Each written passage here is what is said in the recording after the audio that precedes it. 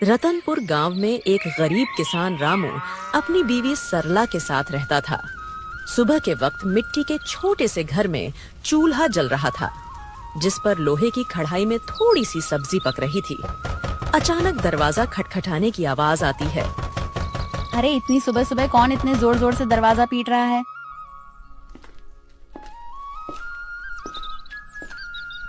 दरवाजा खोलते ही सेठ हरीलाल गुस्से में लाल पीला खड़ा था, जो कि बहुत लालची और चालबाज है।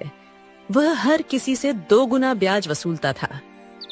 रामू, बहुत हो गया तेरा नाटक। मेरे पैसे कहाँ हैं? सेठ जी, कल ही तो मैंने आपको पूरी रकम दे दी थी और पूरा हिसाब पक्का कर दिया था, और मैंने आपके पुराने पैसे भी कब के लौटा दिए हैं। देर की वजह से तेरा ब्याज बढ़ गया है। अब वो उधार तुझे 5 गुना ब्याज के साथ लौटाना होगा। 5 गुना? सेठ जी, ये तो अन्याय है। मैंने मेहनत करके ब्याज सहित पूरे पैसे चुका दिए हैं। मैं गरीब आदमी इतना भारी ब्याज कैसे दे सकता हूँ? ज्यादा जुबान मत चला। अगर पैसा नहीं दिया ना तो तेरे घर का ताला तोड़कर बर्तन कपड़ा सब उठा ले जाऊंगा। तेरी बैलगाड़ी भी बेच दूंगा। सेठ जी, गरीब का खून चूसकर आपको क्या मिलेगा? हमारे साथ ऐसा मत करिए। इतना ज्यादा ब्याज मैं नहीं दे पाऊंगा। पैसे तो तुझे देने ही पड़ेंगे। देख लूंगा मैं तुझे। याद रखना रामू, हरीलाल से पंगा लेना आसान नहीं है। सेठ रामू को धमकाते हुए चला जाता है, लेकिन जाते जाते अपने नौकर को कहता है, इस गरीब भिखारी की इतनी मजाल, मुझे ना बोलकर इसने गलती कर दी। इसे तो सबक सिखाना पड़ेगा ताकि गांव में बाकी गरीब भी डर में रहे। आप बताइए, ये जिंदगी कब बदलेगी? रोज रोज 2 वक्त की रोटी के लिए जूझना पड़ता है। कभी मन करता है घर की टूटी छत ठीक करवा दूं, तो कभी सोचती हूँ कि हमारे पास भी अच्छे कपड़े हों, लेकिन लगता है किस्मत ने हमें बस तंगी ही दी है। मुझे पता है तुम्हें तकलीफ है, पर मैं क्या करूं? खेत छोटे हैं, बारिश वक्त पर नहीं होती, ऊपर से कर्ज का बोझ भी सर पर है। मैं दिन रात मेहनत करूं, तब हमारे हिस्से में यही नमक रोटी आती है। मेहनत? हाँ, मेहनत तो आप करते हैं, लेकिन भगवान हमारी सुनता ही कहाँ है। लगता है जैसे भाग्य ने हमें इस गरीबी में ही सड़ने के लिए भेजा है। सरला ने आह भरी, पर चुपचाप सब्जी पकाने लगी। कमरे में सन्नाटा था। रामू ने मन ही मन ठान लिया, आज खेत में चाहे जान निकल जाए, पर घर लौटकर कुछ ऐसा लाऊंगा जिससे सरला के चेहरे पर मुस्कान आ जाए। रामू को नहीं पता था कि आज का दिन उसकी जिंदगी की सबसे बड़ी कहानी की शुरुआत करने वाला है। सुबह के वक्त रामू खेत जाने के लिए घर से निकल रहा है। सुबह की हल्की हल्की धूप खेतों पर पड़ रही थी। सरला के मन में आज कुछ हलचल सी चल रही थी। रामू रोज गांव के बीच से होकर जाने वाला रास्ता मंदिर के पास से गुजरता था। रामू रोज इसी रास्ते से जाता था, क्योंकि यही सबसे छोटा और आसान रास्ता था। मंदिर में उस वक्त बस पुजारी ही थे जो सफाई कर रहे थे। प्रणाम पंडित जी, कैसे हैं आप? तबीयत ठीक है ना आपकी? हाँ बेटा, सब अच्छा है। भगवान का आशीर्वाद तुझ पर हमेशा बना रहे। पुजारी से बात करके रामू अपने खेत की तरफ निकल जाता है। उसी शाम गांव का सबसे अमीर सेठ हरीलाल अपने नौकर के साथ बैठा था। वह बहुत लालची और चालाक था। उसके मन में एक खतरनाक योजना पनप रही थी। सेठ हरीलाल अपने बड़े से घर में खाट पर बैठा पान चबा रहा था। पास में उसका नौकर कालू खड़ा था। अरे कालू सुन, मंदिर के गहनों को देखकर मेरा जी ललचा गया है। कल रात मंदिर में जो सोने चांदी के गहने हैं ना, वो मेरे घर में होने चाहिए। गांव वाले मेरी इज्जत करते हैं, लेकिन पैसा और बढ़ाना है मुझे। सेठ जी, पर यह तो पाप का काम होगा। भगवान के घर से गहने चुराना अच्छा नहीं लगेगा। अरे मूर्ख, भगवान को क्या जरूरत है गहनों की? उनका क्या होगा इनसे? असली भगवान तो पैसा है, और पैसा इंसान के हाथ में अच्छा लगता है। पर गांव वाले अगर उनको पता चल गया तो? बस यही तो मजा है। चोरी हम करेंगे और इल्जाम किसी और पर लगेगा। पता है किस पर? उस गरीब रामू पर। आज उसकी और उसकी बीवी की जुबान बहुत ज्यादा ही चल रही थी। रामू, वो तो रोज मंदिर के पास से ही अपने खेत के लिए जाता है ना? हाँ, हम इसी बात का फायदा उठाएंगे। सबको लगेगा कि उसी ने चोरी की। गांव वाले पहले ही उसे तिरछी नजरों से देखते हैं। बस आज रात ही हम अपना काम कर देंगे और सुबह हंगामा हो जाएगा। तू बस ये याद रख, कोई गलती नहीं होनी चाहिए। आधी रात को हम मंदिर में घुसेंगे, गहने उठाएंगे और अपने गोदाम में छुपा देंगे। सुबह मैं खुद शोर मचाऊंगा और रामू का नाम लूंगा। कालू डरते डरते सिर हिलाता है और अपने सेठ की बात मान लेता है। रात का समय था। गांव में हर तरफ सन्नाटा था। बस कहीं कहीं कुत्तों के भौंकने की आवाज आ रही थी। उस रात सेठ लालच में अंधा हो जाता है और इस घिनौनी साजिश को अंजाम देता है। अपने नौकर से मंदिर में चोरी करवाता है। पास ही अंधेरे में एक काली बिल्ली म्याऊं करके गुजर जाती है, जैसे वो इस पाप की गवाही दे रही हो। अगली सुबह गांव के बीचों बीच मंदिर के सामने एक भीड़ इकट्ठी हो गई थी। हर कोई जोर जोर से बातें कर रहा था। माहौल में घबराहट और गुस्से की गूंज थी। अरे यह क्या हो गया? मंदिर के सारे सोने के गहने रातों रात गायब हो गए। इतना बड़ा अपशकुन, भगवान के गहने चुरा ले गया कोई। ये तो बहुत बुरी बात है। इसी बीच रामू रोज की तरह खेत की तरफ जाने के लिए उसी रास्ते से गुजर रहा था। भीड़ देखकर वो रुक गया और पास आ गया। अरे क्या हो गया भाई लोग, इतनी सुबह सुबह ये भीड़ किस बात की है? अरे रामू, तूने सुना नहीं, मंदिर में चोरी हो गई। भगवान के सारे गहने कोई उठा ले गया। रामू यह सुनकर चौंक जाता है। भीड़ में खड़ा सेठ, जो असल में चोरी किया था, वह बहुत मासूम बन रहा था। पंडित जी आप बताइए, कल रात तक तो गहने मंदिर में थे, फिर अचानक कौन ले गया? आप बताइए पंडित जी, क्या आपने मंदिर के आसपास किसी को आते जाते देखा है? आपको किसी पर शक है क्या? अरे मैंने देखा है रामू, रोज मंदिर के रास्ते से आना जाना करता है। सेठ जी, कल तक तो सब कुछ ठीक ठाक था। मंदिर के पास से तो कई लोग गुजरते हैं, लेकिन रोज सुबह सुबह खेत की तरफ जाने के लिए रामू इधर से निकलता है। मगर रामू ऐसा काम करेगा मुझे नहीं लगता। अरे पंडित जी, जमाना खराब है, आदमी की नीयत कब बदल जाए क्या पता। और वैसे भी जिसने किया है वो मुंह से कभी मानेगा नहीं। मैंने अपनी आंखों से देखा है। रात को जब मैं खेत की तरफ जा रहा था, रामू मंदिर के पास चुपके चुपके घूम रहा था। ये क्या कह रहे हो आप लोग? मैंने कोई चोरी नहीं की है। इतना बड़ा पाप मुझ पर मत डालो। अरे हाँ, ये गरीब आदमी है, पैसों की तंगी में है, ये कर भी सकता है ये काम। ये लोग मुंह पर अच्छे बनते हैं। अरे भगवान से डरिए आप लोग, हमने कुछ नहीं किया। हम गरीब जरूर हैं, लेकिन चोर नहीं। मेरे पति जितना ईमानदार इंसान इस पूरे गांव में कोई नहीं है। ऐसा मत कहिए, वरना भगवान आप लोगों को कभी माफ नहीं करेगा। रामू और उसकी बीवी ने बहुत समझाने की कोशिश करी, लेकिन भीड़ मानने को तैयार नहीं थी। सब रामू को ही चोर मान बैठे। रामू और सरला की आंखों में आंसू आ गए, लेकिन भीड़ में कोई उनकी सुनने को तैयार नहीं था। गांव वालों, अब तो सब साफ है। मंदिर के गहने चुराने वाला यही रामू है और ऐसे आदमी को हमारे गांव में रहने का कोई हक नहीं। चोरी करने वाले की एक ही सजा है, गांव से बाहर निकाल देना। हाँ, अगर इसने मंदिर में चोरी की है तो यह तो भगवान का भी अपराधी हुआ। इसे यहीं रहने देंगे तो कल हमारे घरों से भी चीजें गायब हो जाएंगी। अरे आप सब क्यों नहीं समझते? मैं निर्दोष हूँ, मैंने कोई चोरी नहीं की। मैं तो रोज के जैसे अपने खेत जा रहा था। मुझ पर इतना बड़ा इल्जाम मत डालिए। भीड़ में जोर जोर से आवाजें गूंजने लगी, निकालो इसे, निकालो इसे गांव से। भीड़ में हलचल मच गई। लोग एक दूसरे से कान्हा फूंसी करने लगे। रामू और सरला की आंखों में आंसू भर आए। उन्होंने कई बार सफाई देने की कोशिश की, लेकिन किसी ने उनकी नहीं सुनी। सबने मिलकर उन्हें गांव के बाहर निकाल दिया। रामू और सरला मजबूर होकर गांव छोड़कर चले गए।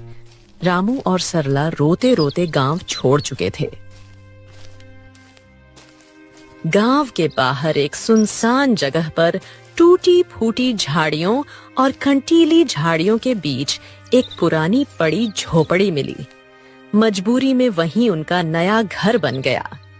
सुनिए जी, यह जगह कितनी सुनसान है। न पास में कोई इंसान, यहाँ आसपास की झोपड़ियों में कोई रहता भी नहीं है। न खाने को कुछ है। अब हम क्या करेंगे? क्या करें सरला, जब अपना गांव ही हमें ठुकरा दे तो कहीं और सहारा ढूंढना पड़ता है। यही हमारी तकदीर है। मैं तो ये सोच रहा हूं आखिर चोरी की किसने है, और इल्जाम मुझ पर डाल दिया गया। मैं असली चोर का पता लगाकर रहूंगा। दिन ढल गया। सरला रोते रोते सो गई। रामू सारी रात परेशान बैठा रहा।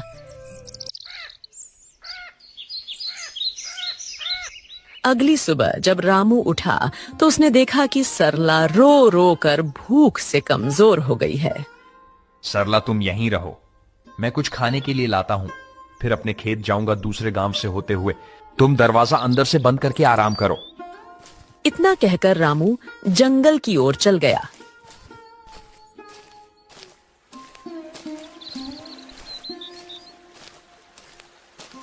रामू ने सरला को कुछ फल और आसपास की नदी से पानी लाकर दिया। रामू दूसरे गांव से होते हुए अपने खेत जाने के लिए निकल गया। अचानक घने जंगल में सामने से एक साधु बाबा प्रकट होते हैं। उनकी लंबी दाढ़ी और वस्त्र उन्हें अलग ही आभा दे रहे थे। रामू उनके पास गया। बेटा, तू कौन है? तेरे चेहरे पर चिंता की रेखाएं साफ दिख रही हैं। बाबा, मैं इस गांव का ही रहने वाला हूं, पर अब गांव वालों ने मुझे निकाल दिया है। सब लोग मुझ पर चोरी का झूठा इल्जाम लगा रहे हैं। मैंने कोई चोरी नहीं की। रामू रोते रोते साधु बाबा को पूरी कहानी बताता है। सेठ का कर्ज, गांव वालों का इल्जाम और मंदिर से चोरी की घटना। बेटा, तेरी आंखों में छल नहीं है। तू सच्चा और साफ दिल का इंसान है। तेरी पीड़ा मैं समझ सकता हूं। ये दुनिया अक्सर गरीब पर झूठा इल्जाम लगा देती है, पर चिंता मत कर, भगवान न्याय करते हैं। असली चोर जल्द ही सामने आएगा। ये मेरा आशीर्वाद है। पर बाबा, कैसे? सब मुझे ही दोषी मान रहे हैं। गांव छोड़कर मैं और मेरी पत्नी यहां भूखे प्यासे पड़े हैं। कोई मेरी बात मानने को तैयार नहीं है। मैं कैसे साबित करूं कि मैं निर्दोष हूं? इस जंगल में एक श्रापित जानवर रहता है। उसने अपनी आंखों से असली चोर को देखा है। वही तुझे सच तक पहुंचने में मदद करेगा। पर ध्यान रहे, उस जानवर को ढूंढना आसान नहीं है। उसके पास जाना होगा, उसका विश्वास जीतना होगा, तभी वह तेरी मदद करेगा। श्रापित जानवर बाबा, वह कौन है? मैं उसे कैसे ढूंढूं? यहां जंगल में तो बहुत से जानवर हैं। वह एक श्रापित काली बिल्ली है। सच यह है कि उसकी आंखों ने वह दृश्य देखा है जो किसी और ने नहीं देखा। जा बेटा, उस जानवर को ढूंढ और उससे मदद मांग। वो बिल्ली तेरी जिंदगी बदल देगी। भगवान तेरा साथ देंगे। जा बेटा, सत्य की शक्ति तेरे साथ है। साधु बाबा रामू को आशीर्वाद देकर अचानक गायब हो गए। रामू समझ गया था कि यह भगवान की लीला है। रामू तुरंत ही बाबा के बताए अनुसार उस बिल्ली को ढूंढने के लिए निकल गया। जंगल का सन्नाटा, पत्तों की सरसराहट। रामू थका हारा, भूखा प्यासा, उम्मीद के सहारे इधर उधर भटक रहा था। उसने पूरा जंगल छान मारा, पर उसे वो काली बिल्ली कहीं नहीं मिली। दिन ढलने को आया। रामू अब निराश होकर अपनी झोपड़ी की तरफ जा रहा था। अचानक तभी उसकी नजर एक काली बिल्ली पर पड़ी। बिल्ली की चमकती आंखें दो अंगारों जैसी दिखाई दे रही थीं। ओ बिल्ली रानी, क्या तुम वही हो जिसके बारे में साधु बाबा ने कहा था? क्या तुमने उस रात देखा था? असली चोर कौन है? माँ, बिल्ली, क्या तुम मेरी मदद करोगी? मुझ पर झूठा इल्जाम लगाकर गांव से निकाल दिया गया है। क्या तुम सच जानती हो? मुझे बता दो, असली चोर कौन है? बिल्ली उसकी आंखों में देखती है। रामू का साफ दिल और अच्छी नीयत देखकर जैसे उसे सब समझ आ गया हो। अचानक बिल्ली की आंखों से एक अजीब सी चमक निकलती है और वह इंसानी आवाज में बोल उठती है। रामू, तुम्हारे साथ बहुत बड़ा अन्याय हुआ है। मंदिर के गहने तुमने नहीं चुराए। असली चोर तुम्हारे गांव का सेठ और उसका नौकर है। दोनों ने मिलकर मंदिर से गहने चुराए और चोरी का इल्जाम तुम्हारे सिर पर चढ़ा दिया ताकि कोई शक न करे। सेठ जानता था कि तुम गरीब हो, तुम्हारे पास कोई सबूत नहीं होगा, इसलिए उसने चालाकी से तुम्हें बलि का बकरा बना दिया। क्या गांव का सेठ, वही जो सबसे धर्म और दान की बातें करता है, और उसका नौकर भी तो यही सच्चाई है? गांव वालों ने मेरी ईमानदारी पर शक किया और असली अपराधी चैन से सो रहा है। मां बिल्ली, अब मैं क्या करूं? यह सच गांव वालों तक कैसे पहुंचाऊं? समय आने दो रामू, सच को कोई दबा नहीं सकता। मैं तुम्हारी मदद करूंगी। तुम मुझे कल गांव लेकर चलो। मैं वहां जाकर सबको सारी सच्चाई बताऊंगी और तुम्हें निर्दोष साबित करूंगी। रामू को बिल्ली की बातें सुनकर राहत मिलती है।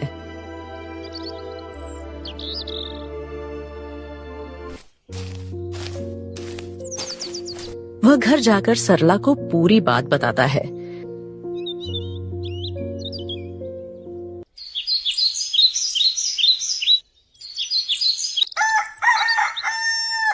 अगली सुबह रामू और सरला बिल्ली को लेकर गांव जाते हैं और सबको बुलाते हैं।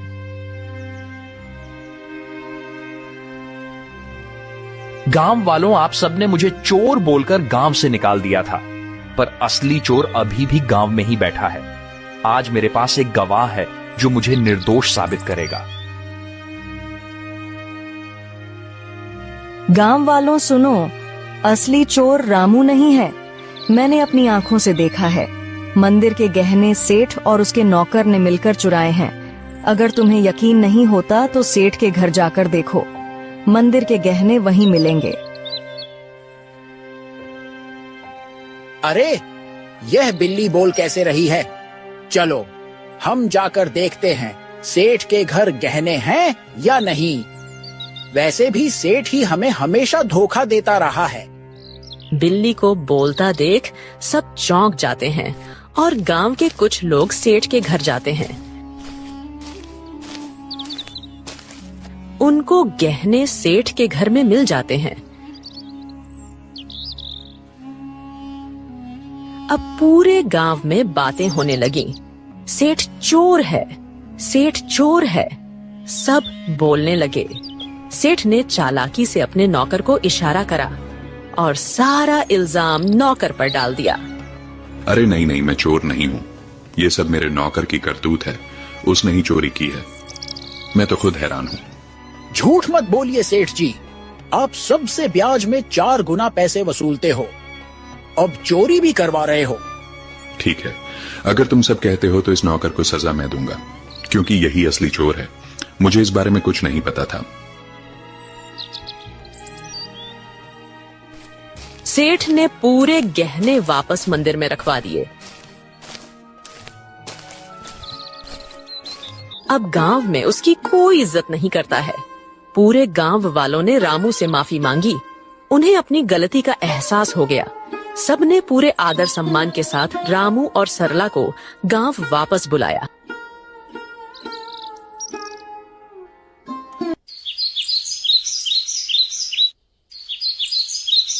रामू और उसकी पत्नी सरला अब वापस अपने घर आ गए थे।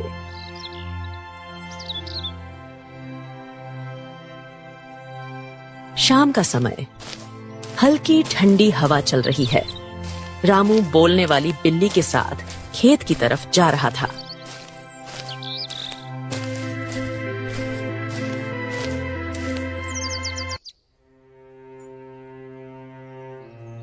मां बिल्ली, आज अगर तुम ना होती तो मेरी जिंदगी बर्बाद हो जाती।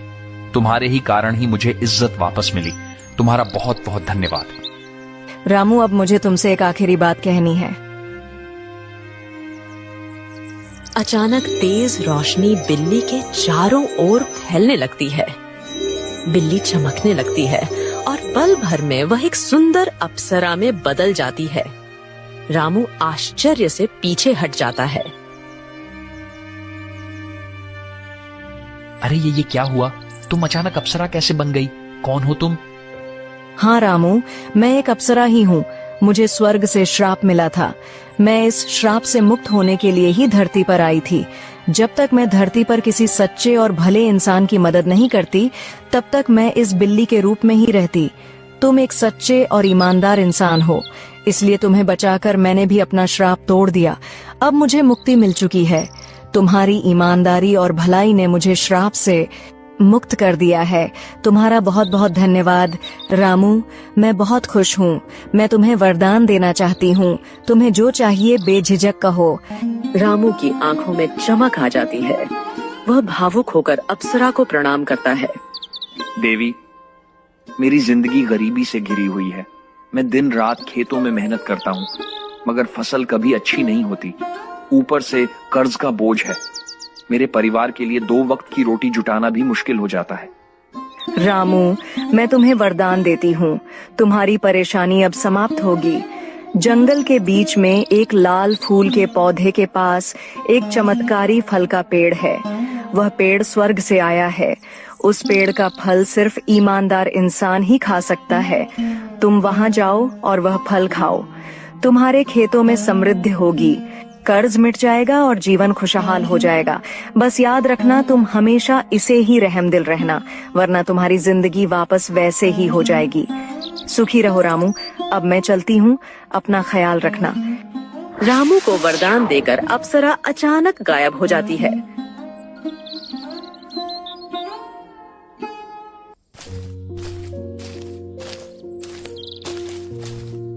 रामू जंगल में चारों तरफ उस चमत्कारी पेड़ को ढूंढता है। सूरज ढलने को होता है। थका हारा रामू अचानक लाल फूल के पौधे को देख लेता है।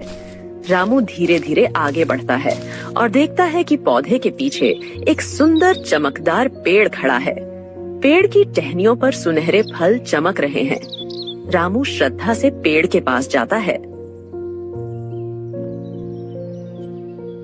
पेड़ देवता, मुझे अप्सरा ने आपके पास भेजा है।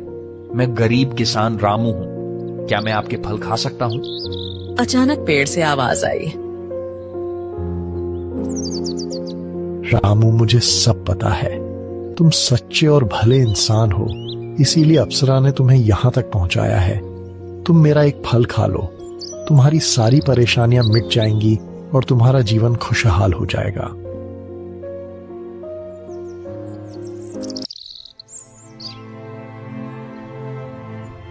रामू पेड़ से एक सुनहरा फल तोड़कर खाता है। अचानक उसके शरीर में एक अजीब सी ऊर्जा दौड़ जाती है। वह पेड़ को धन्यवाद करके अपने घर की ओर निकल जाता है।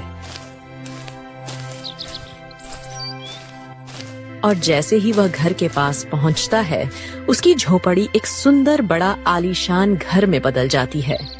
रामू दंग रह जाता है। उसकी पत्नी बाहर आकर चौंक जाती। अरे सुनिए, ये क्या हो गया? हमारी झोपड़ी कहाँ गई? इतना बड़ा घर कैसे बन गया? क्या यह घर हमारा है? हाँ प्रिय, ये सब भगवान की कृपा है। जंगल में मुझे एक अप्सरा मिली। उसने मुझे चमत्कारी पेड़ का रास्ता बताया। उस पेड़ ने मुझे फल दिया और जैसे ही मैंने खाया, हमारी किस्मत बदल गई। रामू ने सरला को उस स्वर्ग से आई श्रापित बिल्ली की पूरी कहानी बताई। इतने सालों की गरीबी के बाद अब हमारी जिंदगी बदल गई। भगवान का बहुत बहुत धन्यवाद। हाँ, मगर याद रखना, यह चमत्कार हमें सिर्फ इसलिए मिला है क्योंकि हमने कभी बेईमानी नहीं की। ये वरदान हमें हमारी मेहनत और ईमानदारी की वजह से मिला है।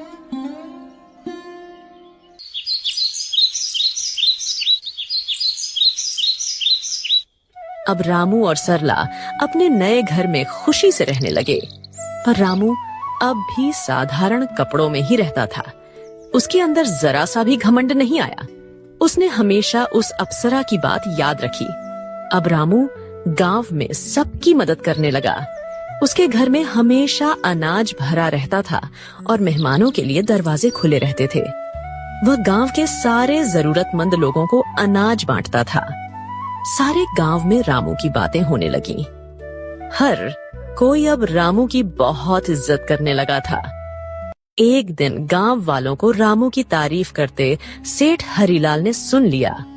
यह सब देख हरिलाल को जलन होने लगी। ये सब दिखावा है। कोई इतना अमीर अचानक कैसे हो सकता है?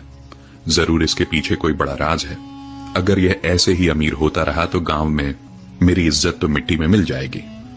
अबे कालू सुन, तू जरा रामू पर नजर रख और पता कर कि इसके पास दौलत आने का असली राज क्या है। उसी दिन से सेठ का नौकर रामू पर नजर रखने लगा।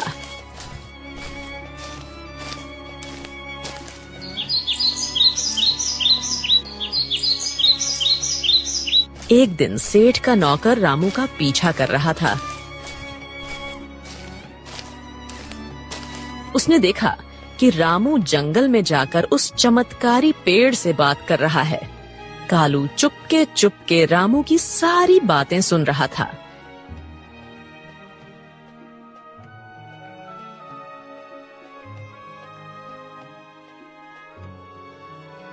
सेठ जी, मैंने सब देख लिया, सब पता कर लिया। रामू उस जंगल के बीच वाले पेड़ से बात कर रहा था। उसने उस पेड़ का फल खाया है जिसकी वजह से उसकी गरीबी दूर हुई और वह अमीर बन गया। क्या सच में? तो चल अभी उसी पेड़ के पास चलते हैं। अगर रामू अमीर हो सकता है तो मैं क्यों नहीं? मैं तो उससे भी बड़ा अमीर बनूंगा। मेरे पास तो पहले से ही ताकत और पैसा है। उस पेड़ को मैं अपनी मुट्ठी में कर लूंगा। सेठ लालच में आकर तुरंत अपने नौकर के साथ जंगल की ओर निकल गया। पर उसे क्या पता था, आज यह लालच उसे ले डूबेगी। वो लोग पेड़ के पास पहुंचे और फल तोड़ने की कोशिश करते हैं, पर एक भी फल उनसे नहीं टूटता। सेठ गुस्से में आकर पेड़ से कहता है, ओ पेड़, सुना है तूने रामू को फल देकर अमीर बनाया है। अब मुझे भी अपने फल दे, जल्दी कर। मैं इस पूरे गांव का सबसे बड़ा आदमी हूं। अब मैं और भी शक्तिशाली बनना चाहता हूं। सेठ, तू लालची है, अहंकारी है और बेईमान है। मैं अपना फल सिर्फ उसी को देता हूं जिसके दिल में दूसरों के लिए करुणा हो, जो ईमानदार हो और सच्चा हो।